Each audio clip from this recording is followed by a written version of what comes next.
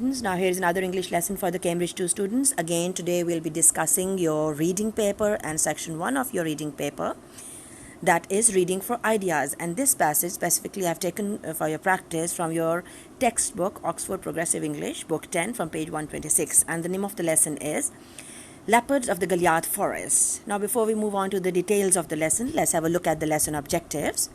By the end of this lesson, you will be able to read the text with understanding, and you will be able to extract the content points for the two headings which are given for this passage, and you will be able to summarize the text within 150 to 180 words, and along with that you will be able to answer the related questions which are given by the end of the passage, the fact and opinion questions and the statement questions or true and false questions. Now, before we move on to the details of the lesson, I would like to give you a brief introduction about the passage. This passage is specifically about the leopards of Goliath Forest. Now, the Goliath Forest, they are located near Nathia Gali in the northern areas of Pakistan in the Khyber Pakhtunkhwa region. So, if you had a chance to go towards the northern areas of Pakistan, to visit the northern areas of Pakistan, specifically Nathia Gali, you must have seen or passed by the Goliath Forests of Nathia Gali. Now, in this passage, the writer is discussing the problems and the solutions the people who are living in this region related to the leopards present there, and the solutions, some of the solutions which are given to the villagers or the people of that area by the wildlife department, because most of the villagers, they have a complaint that most of the leopards in the area, they are man-eaters, and some of the suggestions and some of the solutions are given by the wildlife department. So these are the some of the things which are discussed in the passage. Now again, as you're familiar with the marking scheme of the reading for ideas question, that is 25 marks in your reading paper section 1, and there are 12 marks for the content points, and there are 10 marks for the summary writing, and then there are 3 marks for the related questions, whether it be fact or opinion, true, false, or the statement question. Now, moving on to the content points, specifically for this passage, the headings for the content points are problems and solutions. Now, the very first step is that you are going to read the passage, and when you start off with the first reading, as I told you earlier, that you have to see the headings of the content points, and before you start off with the first reading, you have to see the headings, and then you read the passage accordingly. And the question says that you have to consider, for this passage specifically, you have to consider paragraph number 3, 4 and 5 only for the content points, not the whole passage. So you have to be very, very careful about that, and you have to read the passage, and you are going to underline the content points related to the two headings, the problems faced by the people which are given in the question, and the solutions given by the wildlife department. These are the two headings of the content points. Now, while you're reading the passage and you're underlining the content points, you have to see that how many marks you're going to get in the content points. There are 12 marks for the content points, and you are going to keep a balance in the content points, that is 8 for the first heading, 9 for the other, or let's say 7 for the first heading, 8 for the other. But of course, for one of the headings, you're going to have more points as compared to the other. Now, once that you have underlined the content points, you're going to write down the content points in the related boxes which are given. You're going to, for this specific reason, you're going to draw the box in your notebook, and you're going to write the content points specifically under the related heading. Now, you're going to make extra points as well, so as to get full marks in the content points question. So altogether you'll be writing, let's say, 13 points, 14 points, or maybe 15 points, but you are going to make extra points so that you can get full marks in as far as the paper is concerned, when you're going to attempt it in the paper. But you should be familiar with the marking scheme and how you have to go about with that. Now that you have done the content points, and remember that in the content points, as we discussed earlier, that you are not going to use your own words. You're just going to copy down the text from the content points from the text in the boxes. You're not going to use your own words.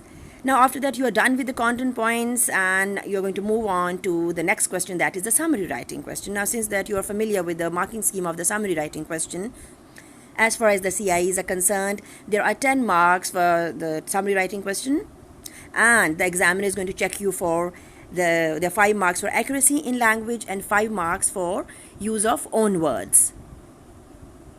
Now, as you already know that the summary is going to be in the continuous writing. So what do you mean when you say the continuous writing? It means that the summary is going to be in the continuous writing, no paragraphing is going to be there, and it should not be in the note form. And as we discussed, that the examiner is checking you for two things, that is the accuracy in language and use of own words. So as you already know, dear students, that the summary writing is own word question. So first of all, you have to write down the content points, and you're going to look for the synonyms of those words, and you're writing your summary. You're using your own words in the summary writing, and you're going to make complex sentences in your summary, and you're going to connect your complex sentences with the help of connectives. This is how you're going to go about with the summary writing. And when we say that accuracy in language, the examiner is checking you for the accuracy in language. What do you mean by that?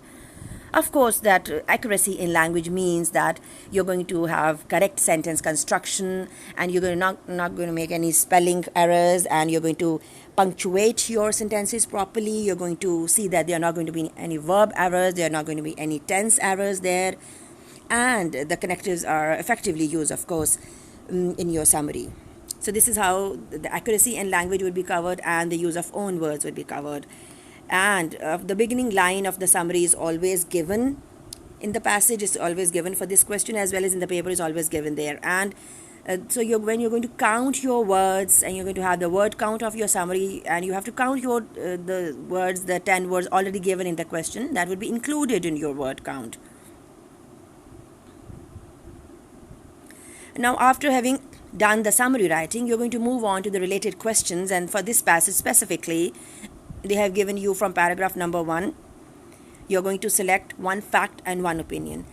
As we discussed earlier, dear students, that fact is a statement about which you are very clear about it, and the clear facts and figures are given there in the sentence. So from the paragraph, you're going to select such a sentence about which you are very sure, and if you see that there are clear facts and figures are given there in the sentence, and there's something is not that is arguable and something is not that is debatable, so that would be a fact statement.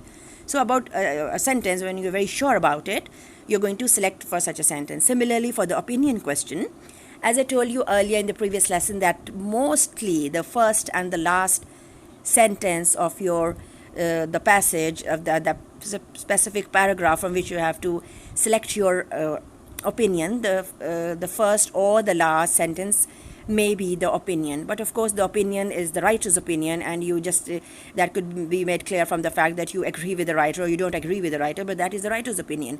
So again, you're going to select such a sentence that is the writer's opinion, and you can analyze that a specific sentence that you have selected for your answer, that is the writer's opinion. Maybe you agree with that, maybe you don't agree with that, something that is arguable, something that is debatable, so that is the writer's opinion, and you select that sentence for your answer.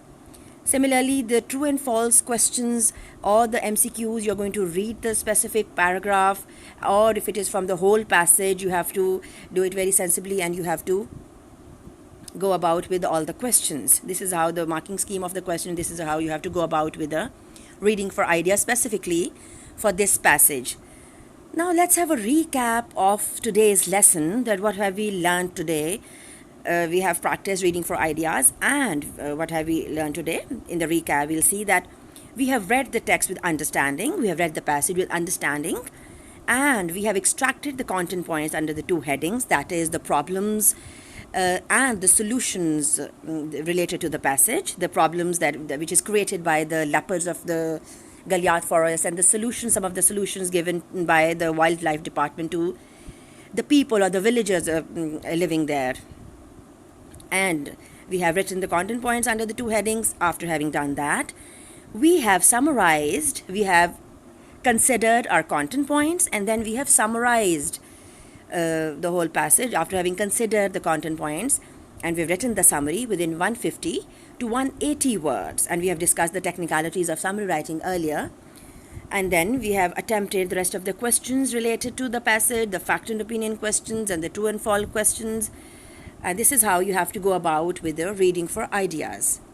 Now I think that the instructions for the written work, they are quite clear, and you're ready to move on to the written assignment, and you're ready to read the passage. It's a very informative and very interesting and a knowledgeable passage.